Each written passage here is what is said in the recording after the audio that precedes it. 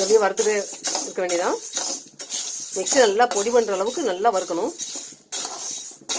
அப்போ அந்த லட்டு வந்து ஒரு 2 நாளாக கெட்டு போக நல்லாயிருக்கும். 2-3 நாள் சாப்பிட்லாம். அச்சு வெள்ளத்தை பாதுகாத்துக்கு போட்டுக்கலாம். கொஞ்சமாக தண்ணி போதும்.